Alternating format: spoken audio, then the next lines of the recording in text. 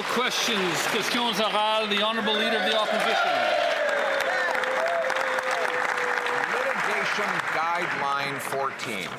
It was this Liberal government instructing federal lawyers not to defend property rights and argue that they extinguished other claims in the federal Cowichan decision. The judge came forward and said, okay, and agreed that Aboriginal title then came before homeowners' property rights in British Columbia. Now seniors and families toss and turn at night wondering if they even own their homes. Will the Prime Minister reverse course, stop muzzling federal lawyers, revoke Guideline 14, and defend property rights in BC? The Right Honourable Prime Minister.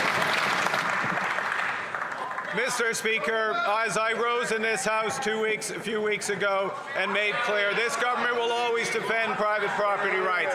That's why this government immediately appealed the decision with respect to Cowichan on September 8th. We fundamentally disagree with the BC Supreme Court's decision. We will use all viable legal options to address and protect private property rights always in this country.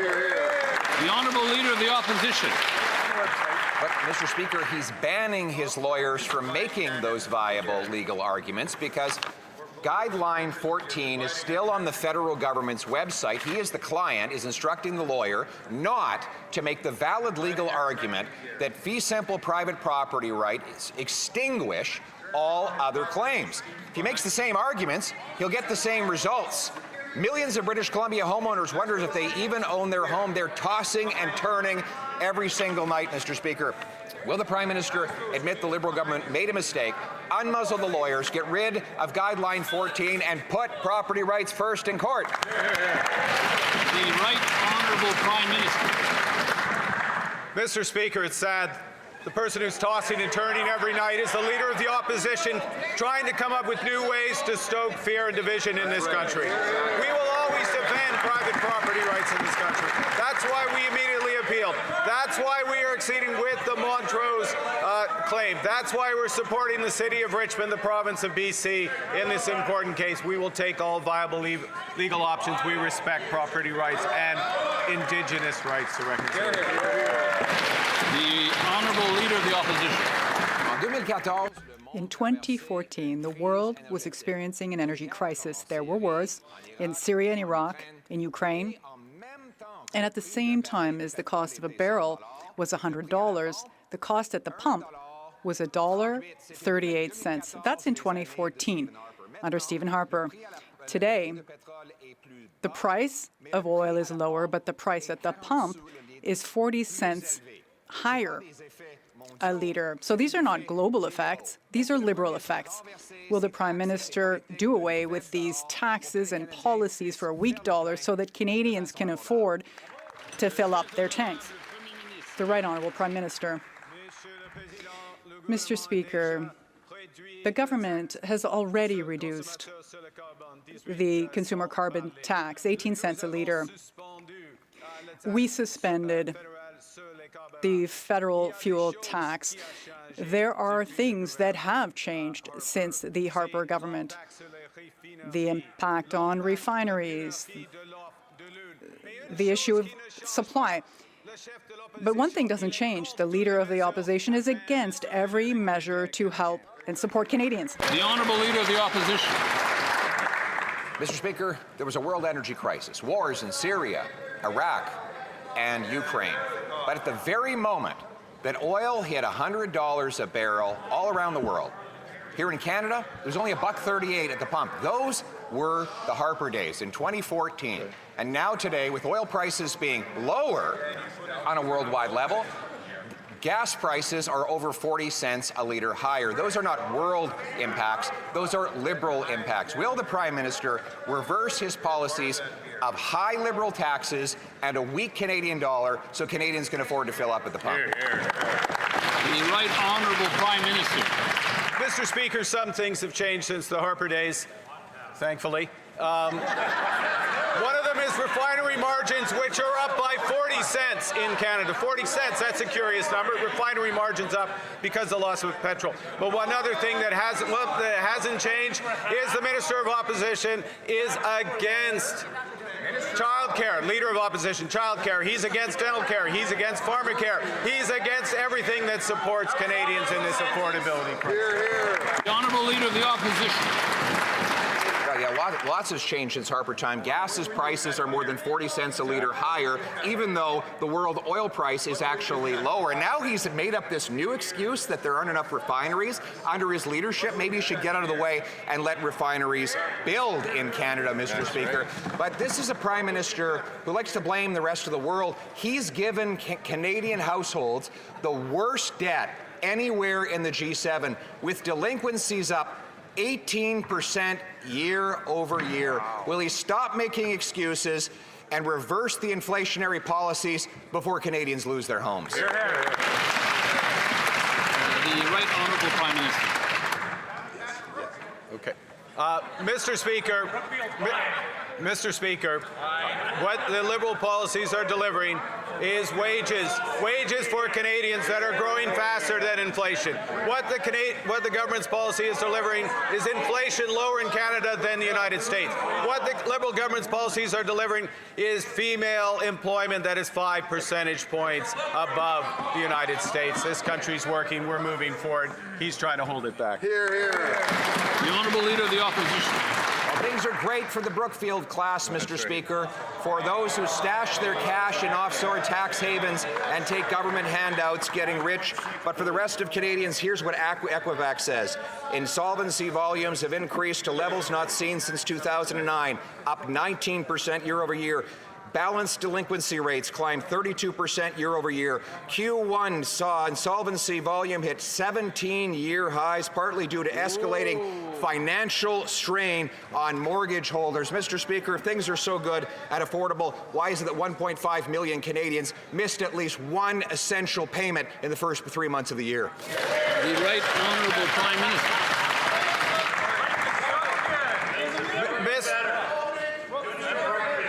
Mr. Speaker, this government is moving forward this economy in the face of a global energy crisis, in the face of a tariff crisis, in the face of wars. This country is the second strongest economy in the G7. We are growing strong. We have the strongest fiscal position in the G7. We have a plan. Canada has a bright future. Hear, hear. L'honorable député de Saint-Jean. The honourable member for Saint-Jean. Mr. Speaker, the Prime Minister must respect democracy. Yesterday, he did the opposite by announcing that he would use the Clarity Act to interfere in Alberta's referendum question. Any province or Quebec has the right to ask its citizens the question of its choice in a referendum. Citizens have the right to answer freely, and the majority wins with 50% of the votes plus one. This concerns only two groups, the government that asks the question and the citizens who answer it. That is democracy. It's that simple. Will the Prime Minister respect that? The Right Honourable Prime Minister. Mr. Speaker, I am the Prime Minister. As Prime Minister, I need to respect the advice of experts. I've just heard from the Council of Experts on the applicability of the Clarity Act, and it does not apply on the question in Alberta. But in the Clarity Act, you need to have a clear expression of a will by a majority, a clear majority of the people in the province, in order to have a sincere vote, a sincere secession vote in Canada. The honourable member for Saint-Jean. Mr. Speaker, respecting democracy means avoiding interfering in referendum questions, but mostly it means avoiding interfering in the citizens' response. A clear majority is 50% of the votes plus one. The Prime Minister knows this. All his laws are passed with 50% plus one. His majority depends on 50% plus one. Even his Parliamentary Secretary for Justice said the rule is 50% plus one. That is democracy, except for referenda because of the Clarity Act. Will the Prime Minister repeal this authoritarian overreach? The Right Honourable Prime Minister. Mr. Speaker, you have to respect democracy. You have to respect parliamentary legislation and the decisions of the Supreme Court of Canada. Under the Clarity Act, the House of Commons must consider the following factors to establish this determination of a clear vote: the scope of the majority that are valid expressed in favor of the successionistic option, and the percentage of eligible electors who took part in the referendum, it is not 50% plus one. The honourable member for Rivière-du-Nord. Mr. Speaker, there is no place in a democracy for a law that does not respect the will of the people expressed by 50% of the votes plus one. There's no place in a democracy for a law that overturns the people's decisions by claiming, after the fact, that either the question or the result of the vote was not clear enough.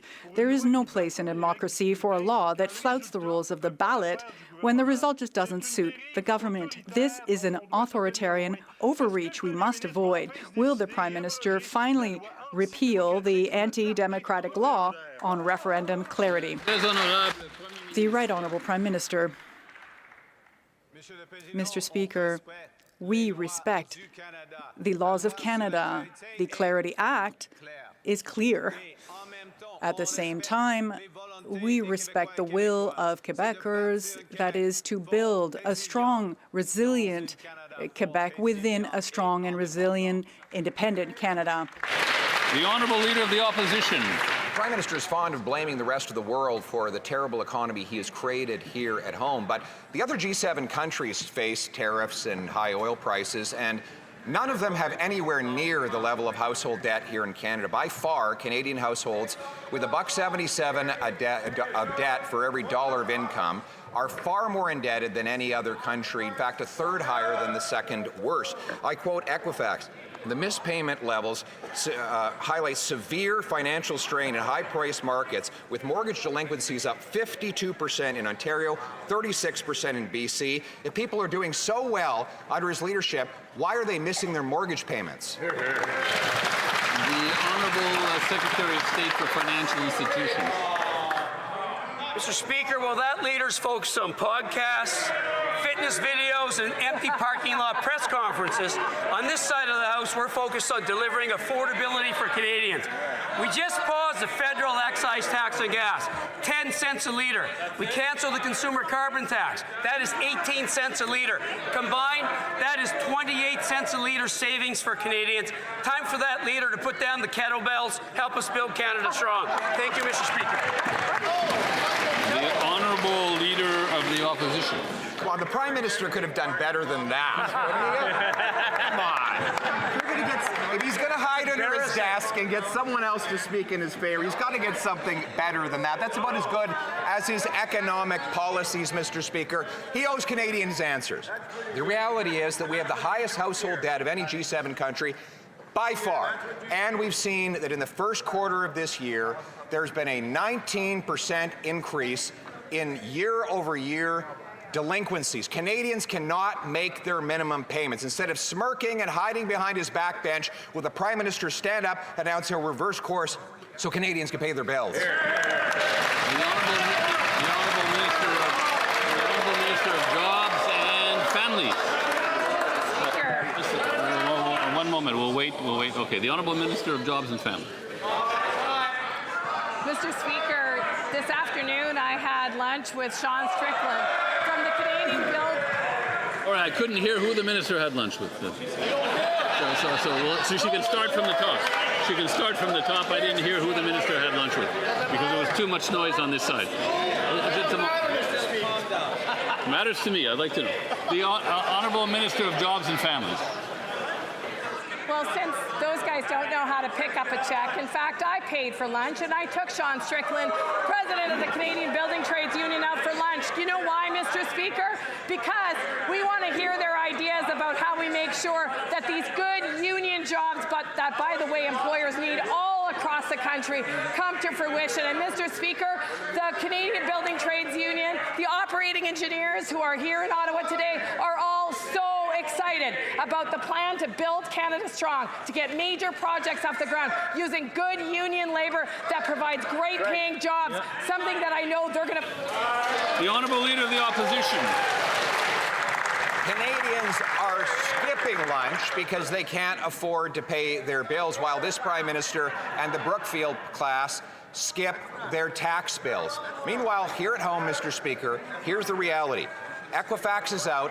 this week with a new report. This is the organization that checks the credit scores of individual Canadians, saying that insolvency volumes have increased to levels not seen since 2019, 18 years ago, Mr. Speaker. Will the Prime Minister announce that he will reverse the inflationary, debt-ridden policies so that Canadians do not go bankrupt? Hear, hear. The Honourable Minister. Mr. Speaker, last week I was in Marathon, Ontario to talk about mining. There's a mining boom in Northern Ontario, something I think these guys are not aware of. And you know what came up over and over and over again? The gratitude for a government that's taking seriously the investment into natural resource extraction in Northern Ontario, that's helping provinces in the country get natural resource projects off the ground, and the need to invest in the skilled trades workers that, by the way, create the great jobs with pensions in hard-working environments, something I think that member doesn't really understand. Yeah. Honourable Leader of the Opposition. Mr. Speaker, we have 3.1 million Canadians will renew their mortgages over the next 2 years into much higher rates after this Liberal government, in particular, this Liberal Prime Minister, advising people to take on extra debt with the promise that rates would be low for long. Now, the chickens are coming home to roost with rate increases that threaten more and more people with the loss of their homes. In the first 3 months of this year, 1.5 million Canadians missed a payment on a credit card or a mortgage. Will the Prime Minister announce that he's reversing the inflationary high tax policy so Canadians keep their homes? The Honourable Minister of Energy and Natural Resources. Mr. Speaker, instead of the Leader of the Opposition lifting kettlebells, maybe he should come to Kitimat and see where we're building new LNG facilities. Maybe he should come to Dease Lake, where we're building the biggest mines in the world. Maybe he should come to Darlington, where we're building new nuclear reactors. Maybe he should come to Nova Scotia, where we're building new projects. Maybe instead of talking down Canada, he should start coming to see how we're building Canada. You're right. Yeah. The Honourable Leader of the Opposition. Bringing down Canada, Mr. Speaker. It doesn't help the Canadians who can't pay their bills for that minister to get up and take credit for projects that were approved 14 years ago, Mr. Speaker. Nor does it help when the Prime Minister of Canada refuses to even stand on his feet and defend his disastrous economic record at a time when our households are by far the most indebted anywhere in the G7. Why? Because they've blocked projects, because they've raised taxes, because they've caused inflation and the highest housing costs in the entire group of 7 nations. Will the Prime Minister reverse these inflationary policies before Canadians lose their homes? The Honourable Government House Leader. And we know, Mr. Speaker, we know why this member asks all the questions. It's to save him writing the questions out for all of the other members of the bench that don't get to ask the questions. But while we're asking questions, when is that member going to answer why he would refuse saving thousands of dollars for Canadians on childcare? When is he going to justify his opposition to reducing taxes for Canadians? When is he going to justify his opposition to creating the Canada Child Benefit? All of these things save Canadians thousands of dollars. Why is he against them? The Honourable Leader of the Opposition. Mr. Speaker, the reason I'm asking a few extra questions is because the Prime Minister only shows up once a week and he won't get out of his chair and answer them. Didn't like that. Didn't like that. Didn't like that.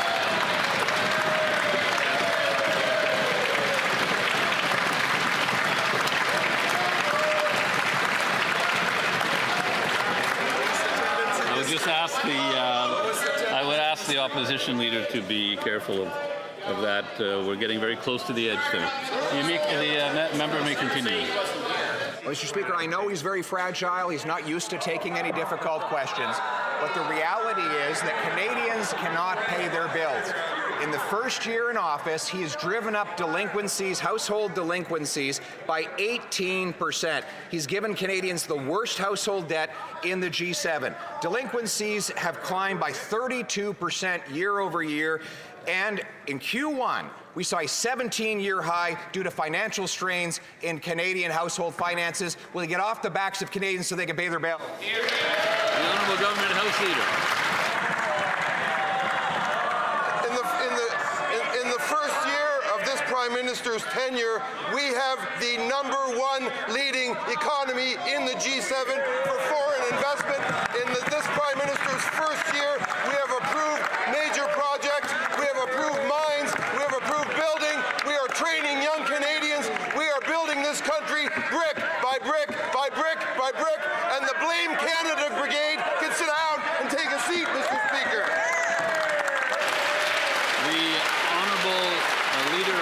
opposition.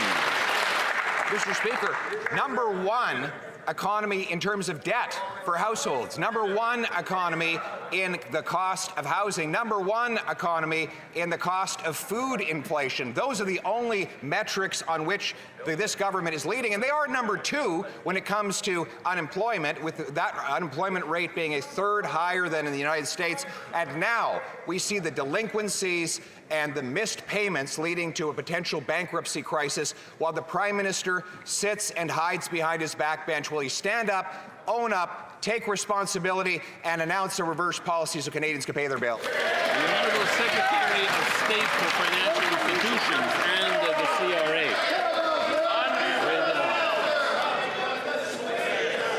We'll give it a moment. We'll give it a moment.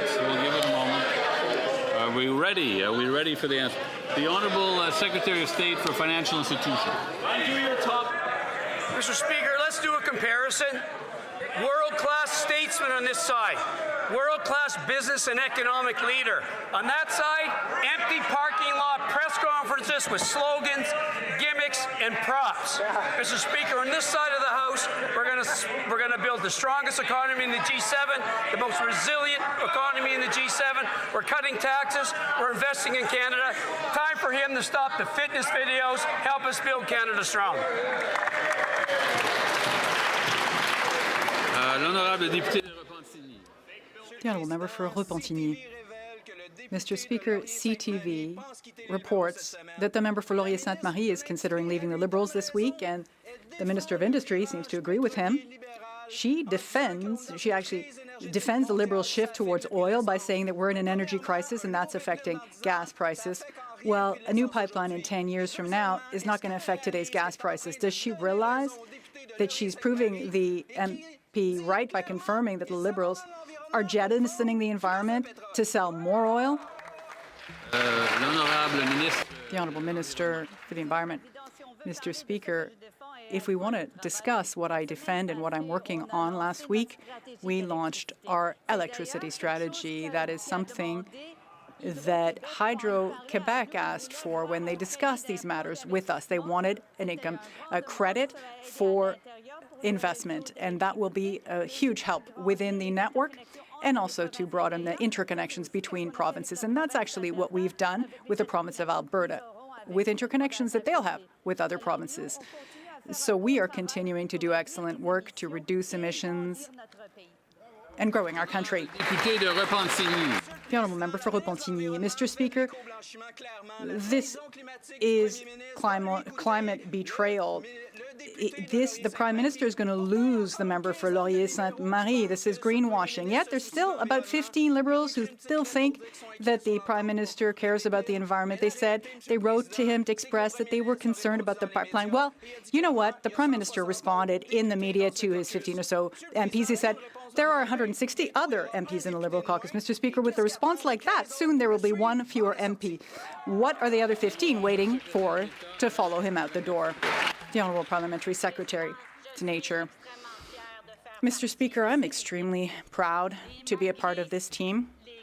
And despite the comments from the other side, I know we will reach carbon neutral by 2050. I know we will protect 30% of Canada's landmass, the land and the waters, by 2030.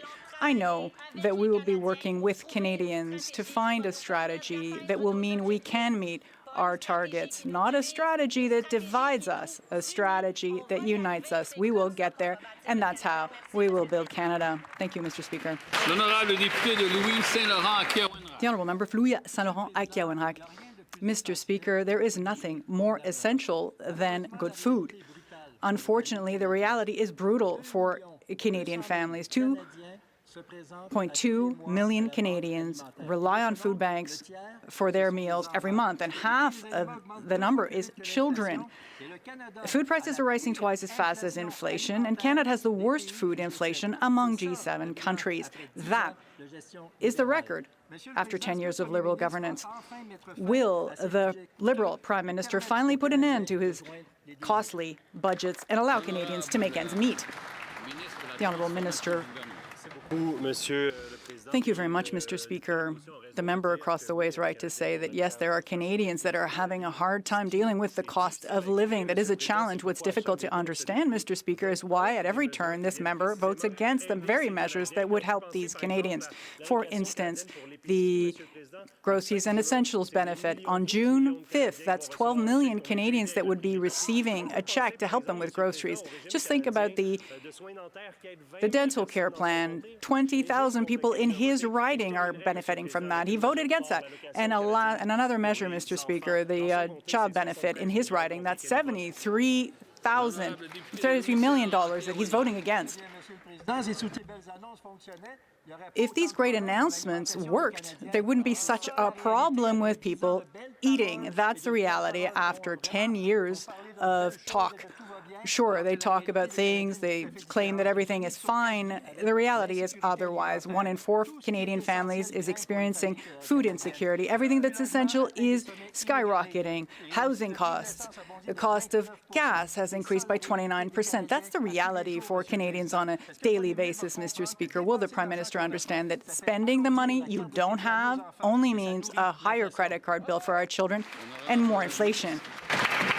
The Honourable Minister. Thank you, Mr. Speaker. I just mentioned the list of the very programs that he's been voting against every time that would help people in his riding. So as far as getting lectures from them, I don't think so. On this side of the House, what sets us apart is, yes, we think we need social programs and direct help, but we also have a vision for the future. We're building major projects like the recent announcement at the Port of Quebec that would be a 6-container port, like Contrecoeur, like Nouveau Monde Graphite, like the high-speed rail, like training for young people. That's the government's vision to build a strong Canada. Honorable député de Beauce. The honourable member for Beauce. Mr. Speaker, with this Liberal government, it's always the same, more of the same. Higher costs, higher taxes, higher spending, and above all, less money in the pockets of Canadian families. The Liberals' inflationary deficits have led us to $1 trillion in debt.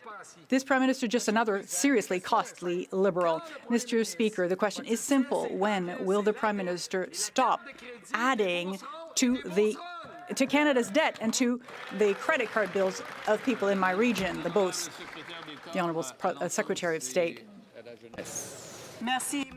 Thank you, Mr. Speaker. I'd like to point out that the first thing we did as a government is to cut taxes for 22 million Canadians, and soon we will be providing grocery support for 12 million Canadians, which will help for weekly costs. In my colleague's riding, the one who just mentioned this question, I don't think he supported the child benefit, but it helps 11,400 families in his riding. Aside from that, dental care benefits are received by 29,000 people in his riding of Beauce. He also voted against that program. Lloydminster Meadow Lake. Well, Mr. Speaker, the Liberals aren't proposing measures that will make life more affordable for Canadians. We know that their policies are driving up inflation and making life more expensive. Families are paying more for gas, groceries, and housing. And now Global News is reporting that many Canadians are spending more than their entire income on food and rent. Canadians were promised relief from this Prime Minister, but he has delivered more costs, more taxes, more debt on the national credit card. Conservatives have a real plan to deliver relief by removing all federal fuel taxes for the year. On what date will these Liberals finally adopt it?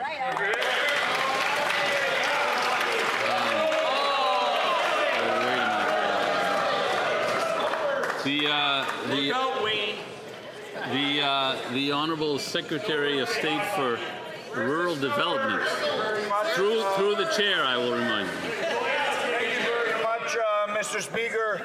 More good news, as my Minister of Finance would like to point out. The good news is canola sales to China are happening, Mr. Speaker. Uranium sales to India are happening, Mr. Speaker. Canada is eliminating interprovincial barriers, Mr. Speaker. We're building a great Canadian economy, Mr. Speaker. And the best news is we're sitting side by side, standing alongside of Saskatchewan to continue building that Saskatchewan economy, Mr. Speaker. The Honourable Member for Niagara Falls, Niagara on the Lake. Speaker, this Liberal Prime Minister falsely claimed to Canadians that affordability is the best it's ever been in over a decade. Well, 11 years into this Liberal government, 1 in 4 Canadians is living in a food-insecure household. 2 million Canadians are visiting a food bank each month, and over 13,000 residents in Niagara Falls need the services of our food bank, Project Share. Conservatives have a real plan to give Canadians relief from Liberal inflation by removing all federal fuel taxes for the rest of the year. On what date will these Liberals adopt it? The Honourable Parliamentary Secretary. There are Canadians, certainly, Mr. Speaker, who are experiencing hardship, but they won't find a plan for their future on the Conservative side, with all due respect. He talks about food prices. The Honourable Leader of the Opposition talked about food prices. Mr. Speaker, there is no plan. In fact, on that side, they want to cut every support that goes towards that. The school food program, Mr. Speaker, the Canada Child Benefit, dental care, child care, the list goes on. This is the Conservative approach, to throw whatever they can at the wall, catch a few headlines. It won't work. Canadians need a serious government. That's exactly what they'll have. We'll continue to do this work, Mr. Speaker. Honourable Member for South Shore St. Margaret's. Mr. Speaker, wildfires do not wait for us to be ready. I am reminded of the wildfires in my riding of South Shore St. Margaret's. Our government recognizes the need to work together as a nation to be prepared so that we can protect all Canadians. That's why our government has committed $316 million through Budget 2025 to the Canadian Interagency Forest Fire Centre to lease firefighting aircrafts to establish a surge capacity. Can the Minister of Management or Minister of Emergency Management and Community Resilience update the House on how we are better preparing for The Honourable Minister of Emergency Management and Community Resilience. Thank you, Mr. Speaker. We made a commitment to bolster our wildfire aerial capacity. Minister may continue. It may continue. I know that was a bit jarring, but the Minister may continue. And that's exactly what we've delivered. Contracts are now in place to lease 10 additional wildfire aircraft that will support provinces and territories starting this wildfire season. And in line with our government's Buy Canadian policy, each of the companies leasing aircraft to CIFC is a Canadian firm. This investment will protect lives, homes, and communities for years to come. The Honourable Member for Thornhill. Every week, Canadians get up to another headline of the immigration minister botching her job. Corruption runs rampant in her department. Criminals walk away with discount sentences. She's issuing 215,000 new work permits while Canadian kids can't find jobs, with no plan to deport the temporary residents who won't leave. And today we learned that she's covering the premium health care costs of nearly 74,000 people whose asylum claims have already been rejected as fraudulent. How does it feel to be failing so publicly, so repeatedly on a file that's so important, Minister?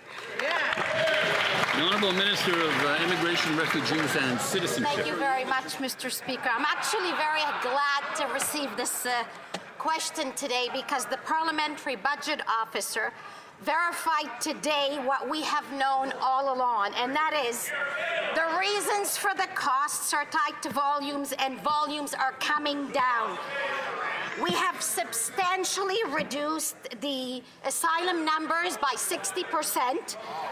Within 3 years, $200 million in annual savings from changes to the supplemental coverage that we have put in place. We are taking action, and it's working. Yeah, that's right. The Honourable Member for Thornhill. And Canadians know nothing she is doing is working. Half the people sitting beside her are saying the same thing out loud. It stops being opposition criticism, and it starts being a pattern with this minister. She can't handle the hard questions from across the aisle, and she needs to get a grip on what's actually happening in her ministry. The minister refused to answer a question yesterday. On Thursday, she has 4 hours at committee to make it right. Will she be there for the full 4 hours? Or will we finally get somebody who's competent at their job? The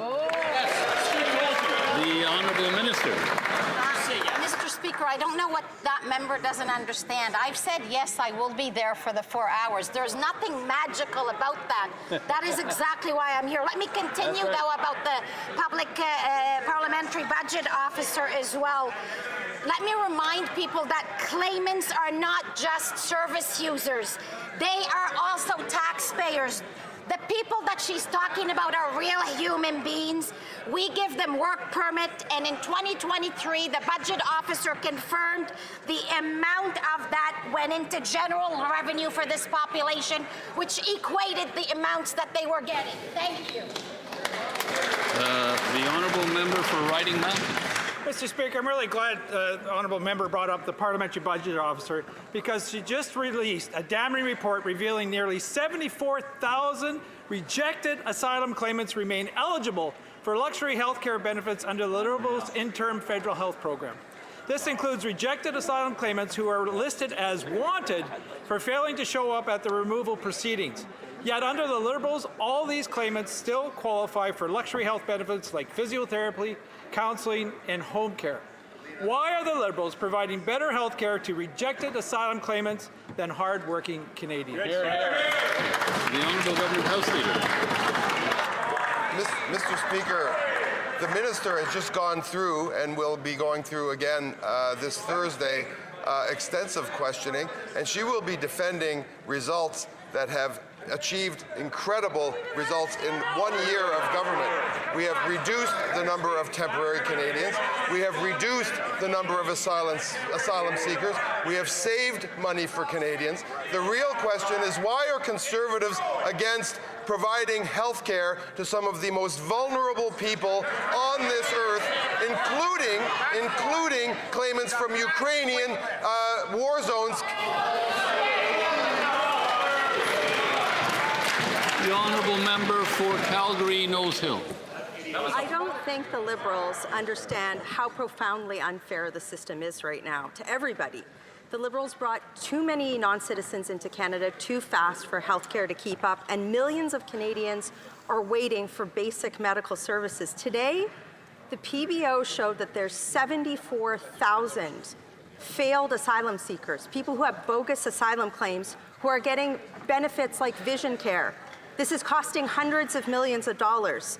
Premium health benefits should be going to Canadians, not to failed asylum claimants, who should be removed from Canada. Why aren't they? The Honourable Minister of Immigration, Refugees and Citizenship. Mr. Speaker, let's do this one more time. This is what we are actually doing. The interim federal health program covers limited temporary health coverage to vulnerable people who are not yet eligible for provincial coverage. It covers essential services. It is not for luxury item, and the cost is tied to volumes. As I have said on and on again, we have reduced that volume by 60% from 2024. We will keep reducing that pressure. Thank you, Mr. Speaker. The honourable member for Calgary Nose Hill. The minister just said that the program is temporary. That's what it was designed to do. But the PBO said today that failed asylum claimants, people who are supposed to be removed from the country, are getting benefits like vision care and physiotherapy for years.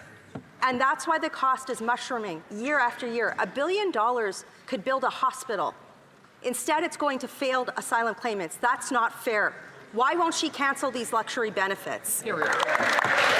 The Honourable Minister. This is what the PBO actually said today. The PBO said that within 3 years we will see substantial savings from changes to the supplemental coverage. $200+ million. We will also see another $200+ million in annual savings from the asylum reform measures that we took in C12. Thank you for finally agreeing to put that law into action. Thank you, Mr. Speaker. The honourable member for Okanagan Lake West South Kelowna. When Canadians go through airport security, they submit to invasive screening, medical implants flagged, personal items confiscated, even emptying their baby bottles. Yet a worker at Pearson says you could bring a cruise missile through without detection. Canadians have already been detained abroad because of security failures here at home. Will the part-time Minister of Transport admit these failures put Canadians at risk and apologize to those whose lives and reputations have already been harmed by his inaction?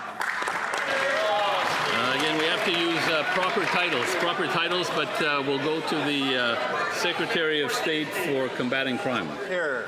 Thank you, Mr. Speaker. Mr. Speaker, the RCMP has investigated this matter, and they've arrested 6 individuals in this case.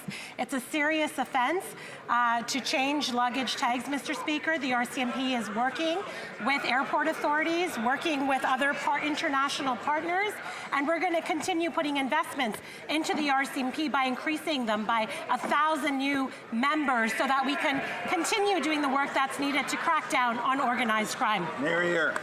Member for Okanagan, Lake West, South Kelowna.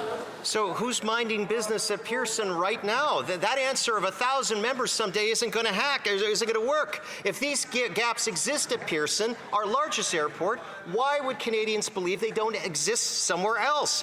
Will the Liberal government commit, yes or no, to conducting the same security audits at every major airport in Canada, tabling those findings here in Parliament for all Canadians to see? If they won't, is this because his part-time Minister of Transport has no idea how bad it is, or does he just have no idea of what to do? Again, I warned the member already. We must call members by their proper titles, and we'll go to the Secretary of State for Combating Crime.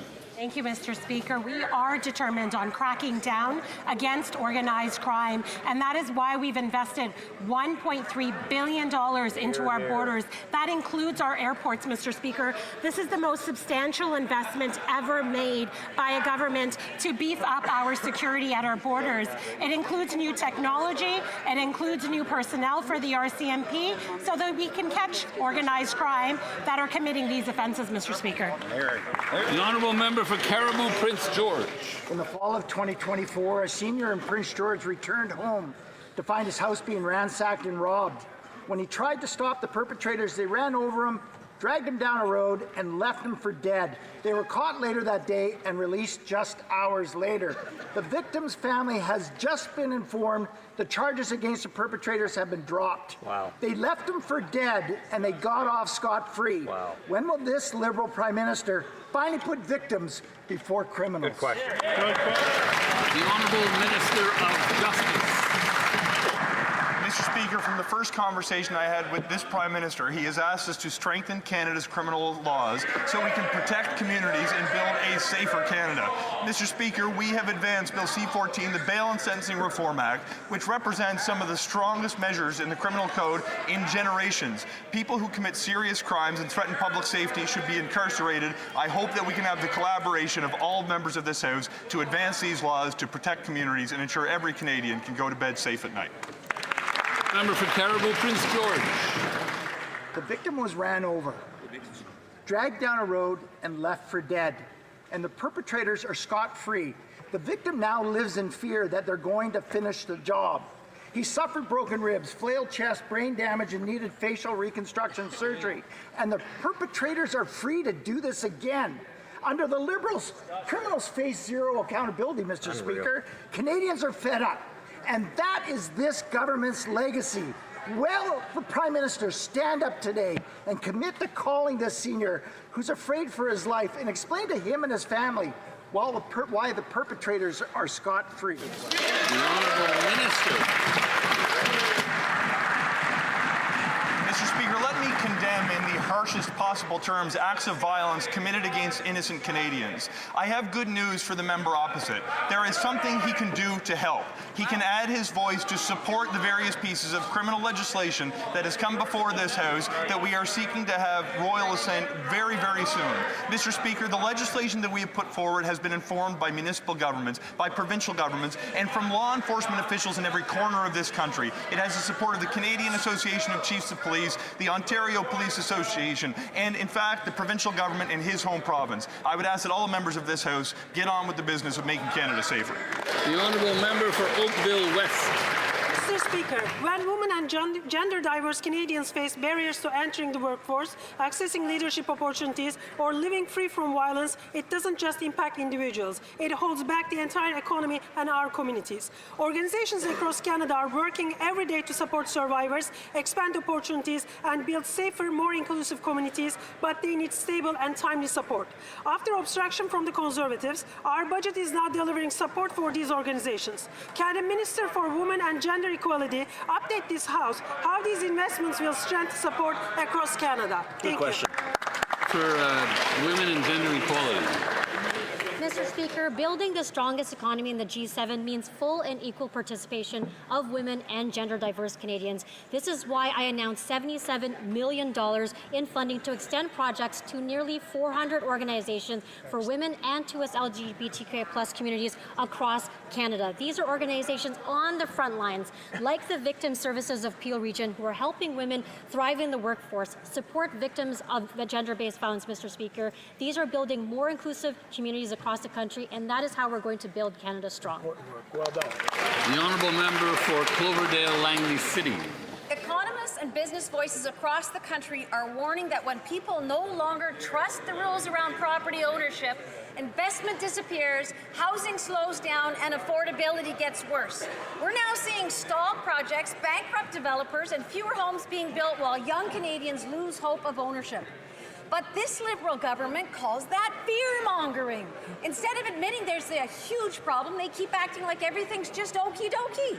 Did the Liberals vote down our Conservative motion to protect property rights yesterday because they are completely blind to this very real problem? The Honourable Minister for Crown Indigenous Relations. Thank you, Mr. Speaker. The motion that was presented yesterday was full of false information, including when they talked about the Musqueam Agreement. Mr. Speaker, the Musqueam Agreement is available online, but I know the Conservatives haven't read it. I'll feel free to read 5.1. The Musqueam Agreement does not constitute a treaty or land claims agreement. Section 5.2. The agreement does not create, amend, define, establish, abrogate, or derogate from Musqueam's rights and titles. The whole agreement is available online, and I encourage them to read it. The honourable member for Skeena-Bulkley Valley.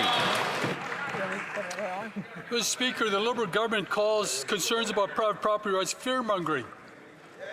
Yet the Liberals, as the #1 defendant, are appealing the Cowichan decision. Right.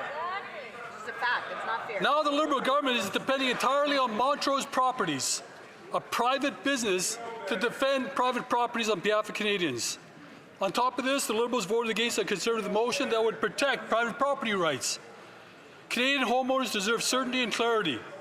Will this Liberal Prime Minister secure private property rights of Canadians and provide economic certainty while creating respectful partnerships with First Nations? Yes. The Honourable Minister. Thank you, Mr. Speaker. The government, the federal government, the province, the city of Richmond, Musqueam, Tawasin, and Cowichan are all appealing the Cowichan decision. There's also another court case. It's in New Brunswick. The Court of Appeal reached a very different conclusion than in Cowichan. So we now have two courts in Canada taking very different approaches. That divergence is exactly why clarity from the courts is required, and that's the clarity that we're seeking in the Cowichan case. The Cowichan case is active litigation, including today, and will defend private property. The honourable member for Richmond Centre Marlpole.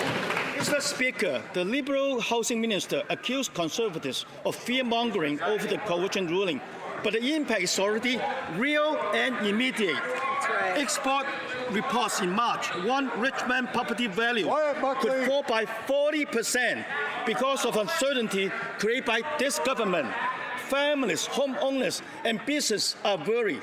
Yet the Liberals remain in denial. That's right. Denying the impact and denying the litigation directive was a mistake. When will the government wake up and restore certainty for homeowners? The Honourable Minister of Veterans Affairs.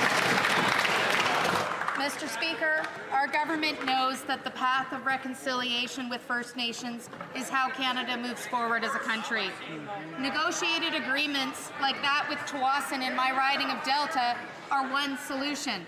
With Cowichan, negotiations failed and the case went to the courts. We disagree with the BC Supreme Court decision and have filed our appeal. Our government has and will always defend private property ownership.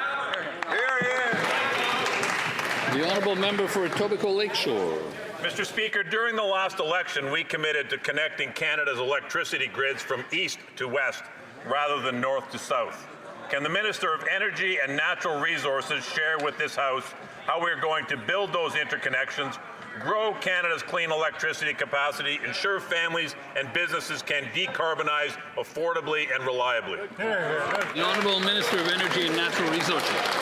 Speaker, I'd like to thank the member for his leadership on this issue. If we want to build one strong Canadian economy, strengthen our energy security, and seize the economic opportunities of electrification, we need a more connected grid from east to west. That's why our national electricity strategy will refer the development of a new comprehensive transmission interconnect investment strategy to the Major Projects Office. The strategy will help grow our electricity grid and help us become more climate competitive.